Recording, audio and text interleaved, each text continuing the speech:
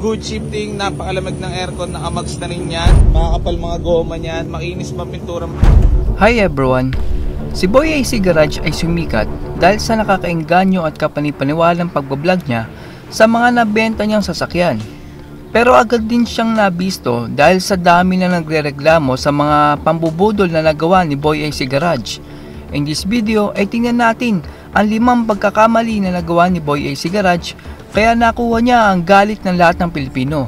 Panoorin natin ang video na ito. Number 1. Dishonesty. Itong si Boy AC Garage ay hindi sinasabi ang dapat ipagawa or gawin sa sasakyan. Hindi din niya sinasabi sa mga buyer na walang maintenance at kailangan pang ipagawa ng buyer ang sasakyan. Kumbaga ay para kang bumili ng isang basura sa junk shop tapos binili mo upang ipagawa. Ang mali kasi dito kay Boy AC Garage ay hindi niya sinasabi na may sira ang sasakyan at kailangan pang ipagawa ng mga buyer. Magulang din itong si Boy AC Garage. Kasi nga naman, kung sasabihin niya sa buyer na may sira ang sasakyan at kailangan pang ipagawa, ay bibilin ba yun ng buyer? Siyempre kung ako isang buyer at nalaman ko na sira naman pala yung bibilin ko, maghahanap na lang ako sa iba na nagbibenta ng medyo mayos-ayos pa. Kaya ang ginagawa ni Boy AC Garage ay sasabihin na kesyo sariwa, makapalang gulong, malamig ang aircon at sasakyan na lang. Kaya itong si Boy AC Garage ay isa talagang sinungaling at manloloko. Number 2.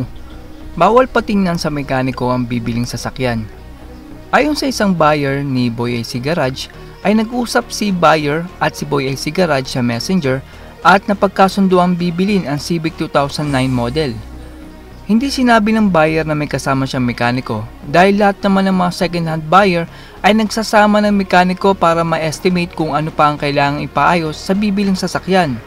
Nung dumating na ang buyer dun kina Boy AC Garage, ay ayaw pansinin ni Boy AC Garage ang buyer nung nalaman niya na may kasamang mekaniko ang buyer. Ang sabi ni Boy AC Garage ay may sarili daw siyang mekaniko at sure naman daw na walang hidden issue kaya ayaw ipacheck ni Boy AC Garage sa kasamang mekaniko ng buyer ang kotse. Ang daming alibay nitong si Boy AC Garage kesyo busy at may gagawin pa daw siyang iba at ibibigay na lang sa iba ang kotse. Dahil doon ay bumulong na ang kasamang mekaniko ng buyer dahil iba ang kutob ng mekaniko sa sasakyan kasi ayaw ipacheck ni Boy AC Garage ang sasakyan dun sa buyer. Umalis na lang yung buyer dun kina Boy AC Garage dahil sa sobrang labong kausap at alam kasi ni Boy AC Garage na mabibisto o malalang sira ng sasakyan pag pinakita dun sa kasamang mekaniko yung kotse. Kaya siguro ayaw pumayag ni Boy AC Garage na i-check ng mekaniko or nung buyer yung kotse. Number 3. Walang kahit anong repair ang binibenta ni Boy AC Garage. Hindi lahat ng buy and sell ay katulad ni Boy AC Garage. May mga matitino na buy and sell na bago nila ibenta ang sasakyan ay sinusubukan muna nilang i-condition at palitan ng mga pyesa para kahit hindi bago ay bumalik ang magandang takbo ng mga sasakyan. Pero itong si Boy AC Garage ay kabaliktaran. Hindi nire-repair ni Boy AC Garage ang kotse na ibinibenta niya kahit alam naman niyang may sira ito. Naalala niyo pa ba yung binibenta na Mazda 3 na kalalabas pa lang ay sira na? Ayon sa ibang mekaniko na pinagdalhan ng Mazda 3 ay ubod ng itim ang langis nung buksan nila ang makina. Ibig sabihin ay kahit sa halagang 800 pesos na pang change oil ay hindi man lang ito ginawa ni Boy AC Garage dahil sa pagiging kahaman niya.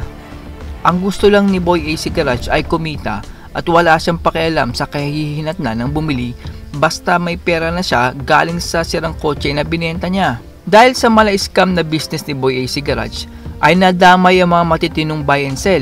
Yung matinong buy and sell ay sinisigurado muna na in good condition ng kotse bago nila ibenta sa ibang tao. Ito kasing si Boy AC Garage ay bibigyan lang ng pansamantalang lunas ang sasakyan basta lang tumakbo pa uwi ng bahay ng customer. At minsan pa nga ay sa mismong paglabas pa lang ng garahe ay sira na ang sasakyan. Grabe talaga ang pagkagahaman nitong si Boy AC Garage. Number 4.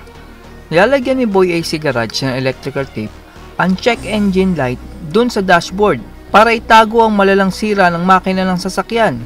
Ang mga sasakyan ngayon ay merong computer box na kayang i-detect kung may potential na sira ang engine at transmission ng sasakyan. Ang check engine light ay nagbibigay ng babala upang gamitan ng scan tool para makita kung ano ang sira ng makina. Pwede itong minor katulad ng spark plug or barado ang airflow ng makina, at pwede ding major problem katulad ng internal failure. Tinatakpan ni Boy AC Garage ang check engine light sa dashboard para magmukhang in good condition ang makina ng sasakyan na binibenta niya. Diyan nyo makikita na itong si Boy AC Garage ay hindi pwedeng pagkatiwalaan dahil doon pa lang sa check engine light ay tinatakpan na niya ng electrical tape upang makapanloko ng tao. Paano pa kaya kung yung mismong malalang sira na ang problema ng sasakyan? Ito ang klase ng buy and sell na si Boy AC Garage ang pwedeng makapagdulot ng aksidente dahil sa mga binibenta niyang sasakyan. Buti sana kung masiraan na lang sa daan at hindi na tumakbo yung sasakyan. Paano kung may ibang madisgrasya, and worse ay wag naman sana na makapatay pa yung sasakyan na binibenta ni Boy AC Garage. Kaya itong si Boy AC Garage ay yan yung klase ng tao na hindi mo dapat pagkatiwalaan. Number 5. Responsible seller itong si Boy AC Garage. Walang after sales at hindi din responsible si Boy AC Garage sa kung anumang masisira sa sasakyan the moment na permahan mo ang kontrata ni Boy AC Garage na as is where is. Ganito nangyari dun sa may-ari ng Mazda 3 na ilang minuto pa lang ay tumirik na ang Mazda 3 na kanilang binili dito kay Boy AC Garage. Nung sinusubukan nilang ibalik ang sasakyan para sana mapalitan dahil ilang minuto pa lang naman sila nung lumabas sila sa garahe ni Boy AC Garage, ay ayaw pumayag ni Boy AC Garage dahil nagkapirmahan na daw sila ng as is where is in good condition. Pero saan ka ba naman nakakita ng in good condition pero kaalis pa lang sa garahe ni Boy AC Garage ay tumirik na?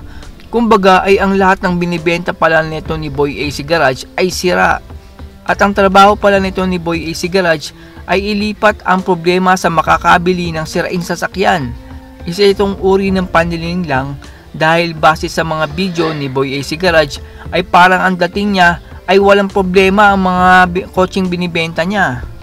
Ito kasing ibang mga buyers ay nagtitiwala kay Boy AC Garage dahil meron siyang 1.4 million followers. Ngayon dahil akala nila ay sikat, ay hindi nila akalain na gagawa ito ng kalokohan na makakasira sa kanyang pangalan.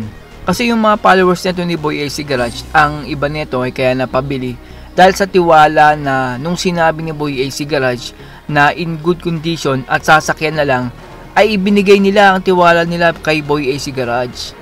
Totoo namang mali din yung buyer doon. Dahil bakit naman sila nagtiwala kay Boy AC Garage? Kaya ang trabaho pala niya ay manloko. Kaya ang gagawin niya, talagang sasabihin ni Boy AC Garage ang mga salitang mapapabili talaga ang buyer kahit puno naman yun ng kasinungalingan ang sinasabi ni Boy AC Garage. Ang akin naman dito kay Boy AC Garage ay sana yung tiwalang binigay sa'yo ng mga followers mo ay hindi mo sinira. Nagtiwala sila sa iyo na dahil iniidolo ka nila ay hindi mo sila magagawang lokohin.